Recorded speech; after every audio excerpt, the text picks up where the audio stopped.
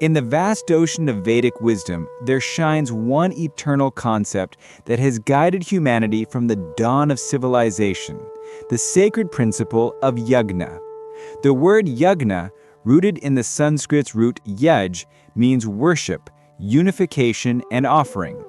It is not merely a ritual act of pouring ghee into fire, but a complete philosophy of existence, a scientific and spiritual process that sustains the universe, maintains ecological harmony, nourishes social unity, and elevates human consciousness.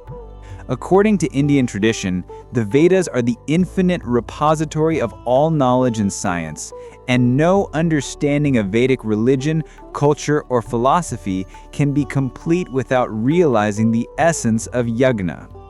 In the Vedas, the idea of Yajna occurs over 1,000 times, 580 times in the Rigveda, 243 times in the Yajurveda, 63 in the Samaveda, and 268 in the Atharvaveda, showing how deeply it pervades Vedic thought.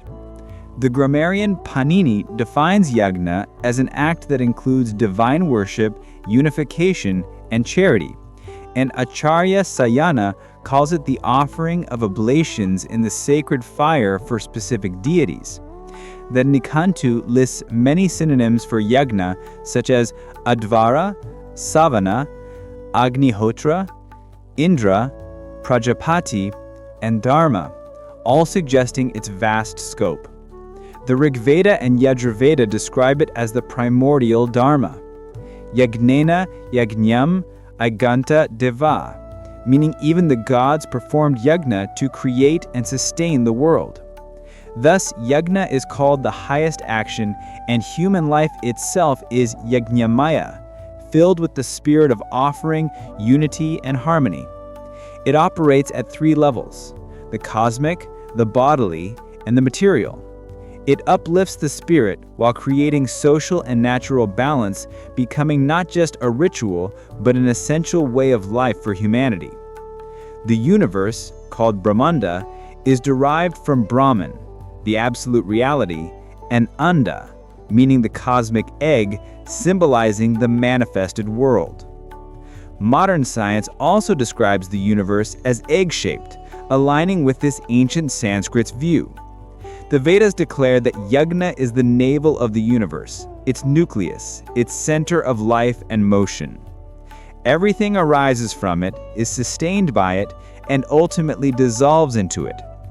Just as the universe is composed of the 5 elements, earth, water, fire, air, and space, Yajna too is formed of 5 aspects: prana, or life force, apas, or water, vak, or speech, ana, or food, and anada, or the enjoyer of food. Even the year, divided into 5 seasons, reflects this 5-fold yagnic pattern, showing that the whole cosmos is a living sacrifice in motion.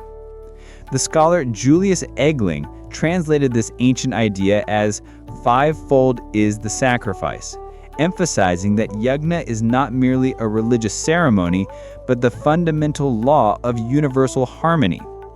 The deities that govern the natural forces dwell within Yajna, making it an invincible fortress against disharmony. The sun, Aditya, constantly absorbs Soma, the essence of nature, maintaining the energy balance of the cosmos. This eternal process is why the universe is called Agnishomatmaka Yagna, a fire and soma-based system of transformation and renewal. The Aitareya Brahmana teaches that Agnistoma, a great Vedic sacrifice, is an expression of Agni itself, revealing that Yajna represents the continuous cosmic process that regulates creation, preservation, and dissolution. The human body, called Pinda, is seen as the miniature form of this vast cosmos, and hence the saying, Yat Pinde Tat Brahmande, meaning as is the body, so is the universe. Whatever exists in the outer universe exists in the inner human form. The mind corresponds to the moon, the eyes to the sun, the breath to Vayu, the mouth to Agni, the head to the heavens, the feet to the earth, and the ears to the directions. The same deities that rule the cosmos dwell within us. The sun became the eye, and the wind became the breath. Inside our bodies, the digestive fire, Jataragni, continuously consumes food as offerings, sustaining life, while the creative fire, Kamagni, ensures reproduction and continuity. The Vedas declare that human life itself is Yajna. The human being is both the sacrificer and the sacrifice, both the performer and the altar. The Brahmanas describe the human being as a living Yagna hall, with 4 officiating priests within: the speech as Hotra, the eyes as Advaryu, the breath as Udgatra, and the mind as Brahma. Speech itself is Yagna, and when speech is restrained or misused, the sacred fire of Yagna withdraws from the soul, signifying the importance of truth and discipline. When one utters the sacred word Swaha, the offering begins within the mind, extends through the atmosphere, and finally reaches heaven and earth, symbolizing the linking of human and cosmic consciousness. Every part of Yajna's ritual instruments corresponds to parts of the cosmic and human body. The ladles are its arms, the fixed pillar is its body, and the ritual vessel represents the breath of life. After the sacred fire is installed, it becomes integrated with the sacrificer's own life forces, the household fire as prana, the southern fire as apana, the eastern fire as vyana, and the other ritual fires as udana and samana. By performing yajna with knowledge and devotion, one becomes free from worldly sorrow and liberated from the cycle of birth and death. Yet over time, people lost touch with this deep spiritual understanding, reducing yajna to mere outer ritual without realizing its inner science. The foundation of physical science itself lies in fire and the transformation of matter. And the Vedic Yajna is an ancient expression of this same truth. Modern science identifies fire as light, heat, and electricity. The Vedas describe these as the fires of the earth, the atmosphere, and the heavens. Science speaks of 3 states of matter: solid, liquid, and gas. And the Yajna includes all 3. Solid materials like firewood, utensils, and altar stones form its physical base. Liquids like ghee, milk, and water are its offerings, and gases appear as the fragrant vapors and smoke that rise from the fire. The Shatapatha Brahmana beautifully explains this process. From fire comes smoke. From smoke comes cloud. From cloud comes rain. And from rain comes food.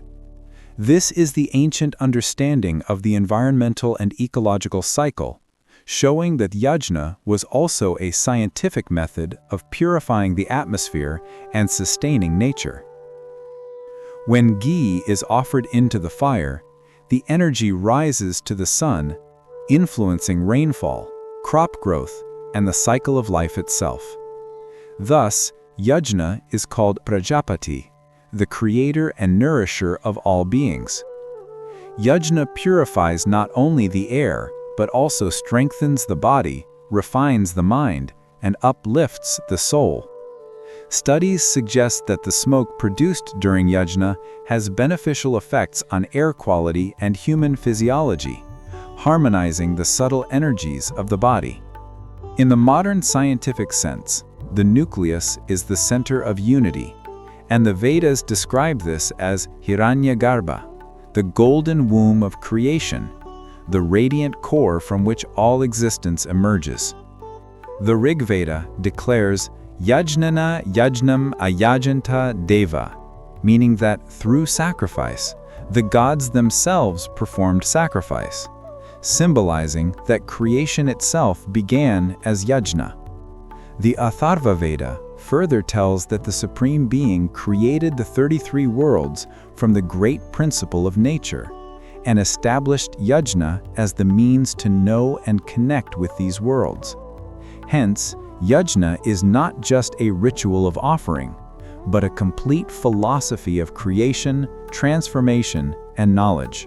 Even the words used in the Vedas, Agni, Vayu, Tapas, and Chakra, carry scientific meaning, aligning with the principles of energy, motion, and matter known today.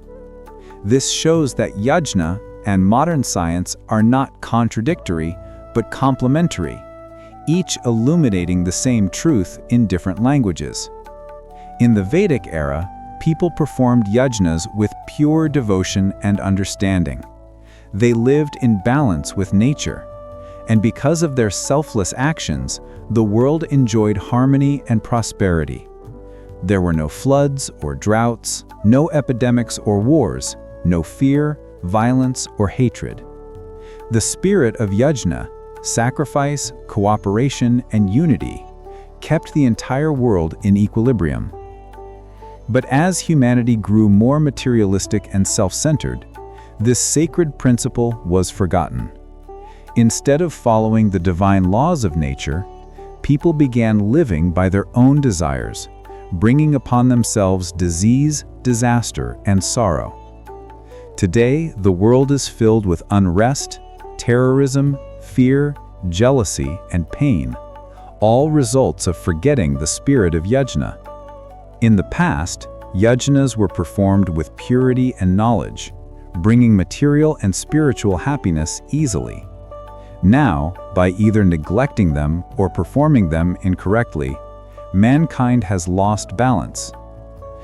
If modern scientists were to sincerely study the Yajna process, they would discover many hidden truths beneficial for humanity and the planet.